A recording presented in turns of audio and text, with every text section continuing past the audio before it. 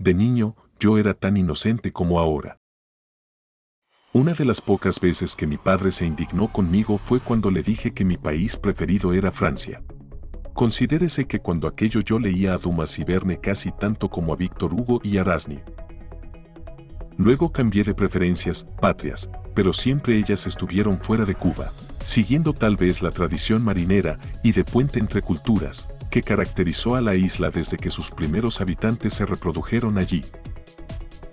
Sí, porque más allá del choteo y la literatura, hay que reconocer que Cuba fue desde sus inicios un país transnacional, multinacional. La globalización, que ahora llamarían globalismo, es más cubana que Las Palmas. Según varios historiadores, la primera migración indígena a Cuba, en el 6000 a.C., partió del Golfo de México y Norteamérica. Estos primeros colectivos habrían sido cazadores paleolíticos que venían del Mississippi, la Florida y Bahamas detrás del perezoso gigante Megalopnus rodens y otros animales suculentos. Cuba ni siquiera fue habitada por un solo pueblo indígena, sino por unos cuantos diferentes: guanajatabeyes, siboneyes, taínos. Hasta los caribes que se merendaban a estos pasaban sus buenas temporadas en Cuba. Esa otra tradición cubana, el canibalismo, tal vez viene de los caribes. Cuba fue primero una necesidad económica, en las mentes de los empresarios terratenientes criollos ahogados por la metrópoli, luego una necesidad poética, en las mentes de escritores exiliados como Heredia y Martí, luego una necesidad política, en las mentes de los funcionarios y representantes de la República, y, finalmente, una ficción de Estado, en las mentes de Fidel Castro y su corte de manipuladores. El primer rebelde que tuvo Cuba vino de afuera, Atuey, cacique haitiano dominicano. Quien organizó la guerra que desembocó en la intervención norteamericana y la liberación de Cuba fue un exiliado, José Martí. El primer presidente de la República de Cuba fue también un exiliado, Tomás Estrada Palma.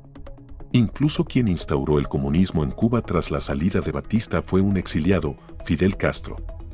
Hasta Carlos Manuel de Céspedes y Máximo Gómez, extranjero, por cierto, que en 1898 encabezaba las fuerzas mambisas, aplaudieron en su momento una intervención desde afuera.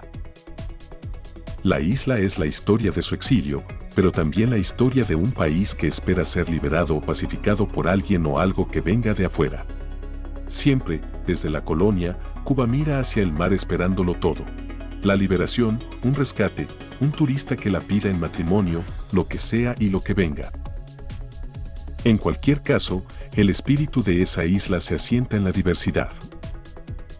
El nacionalismo de la uniformidad y la criminalización del diferente no solo resulta absurdo en el caso cubano, sino sobre todo artificial.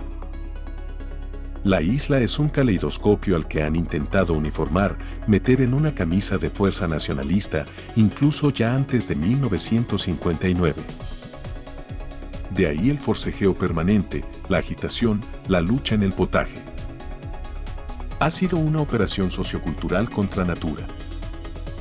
Intentando construirse un refugio, el cubano se ha metido en una trampa. Lo cubano es una cañona.